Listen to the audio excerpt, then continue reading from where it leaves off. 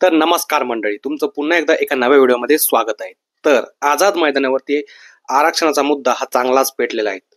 आदरणीय मनोज जरांगे पाटील हे उपोषण करत आहेत आणि उपोषण करत असताना मुंबईमध्ये असंख्य मराठा समुदाय हा तिथे गेलेला आहे आणि उपोषण हे चालू आहे। तर मित्रांनो, या उपोषणावेळी बहुतेक लोक म्हणजे सत्ताधारी असो किंवा विरोधक असो, सर्व पक्षाचे नेते, राजकीय नेते हे मनोज जरांगे पाटील यांची भेट घेत आहेत व त्यातून काहीतरी मार्ग काढण्याचा प्रयत्न करीत आहेत।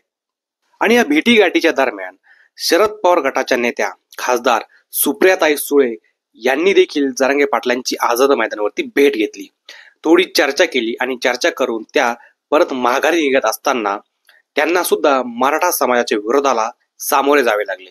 नक्की विषय काय झाला मित्रांनो, तर जेव्हा जरांगे पाटलांची सुप्रिया सुळे यांनी भेट घेतली आणि तिथून जेव्हा त्या बाहेर पडायला लागल्या, त्यानंतर तिथे जमलेल्या मराठा समाजाने त्यांना पूर्णपणे घेराव घातला। घेराव घातल्यानंतर त्यांच्या समोर एक मराठा लाख मराठाच्या घोषणा देखील जोरजोरात देण्यात आलात आणि सगळ्यात महत्वाचा प्रश्न म्हणजे त्यात शरद पवार यांच्या विरोधात सुद्धा घोषणाबाजी तिथे देण्यात आली। हा सामना सुप्रिया सुळे यांना करावा लागला।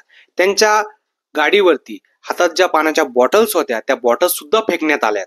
हा सुद्धा विरोध त्यांना त्यांच्या समोर करावा लागला। तर मित्रांनो, आंदोलकांचं म्हणणं हेच होतं की आधी तुमचं सरकार होतं, आता यांचं सरकार आहे आणि भविष्यात अजून कोणातरी सरकार येईल, मात्र आरक्षण हे कोण थांबवून ठेवत आहेत हा प्रश्न उपस्थित आहे। असं काही नाही की सरकार यांचं आहे, तुमचं नव्हतं, तुमचं सुद्धा होतं असं तेथील आंदोलकांचं म्हणणं होतं। म्हणजे मराठा आरक्षणाच्या विरोधी तुम्ही सर्वजण आहात असं त्या लोकांचं, तिथल्या उपस्थित मराठा आंदोलकांचं म्हणणं होतं। हा खूप मोठा विरोध खासदार सुप्रिया सुळे यांना करावा लागला त्या ठिकाणी आणि हे असं झाल्यानंतर मात्र व्यवस्थित त्या गाडीत बसून त्या पुढे निघून गेल्या।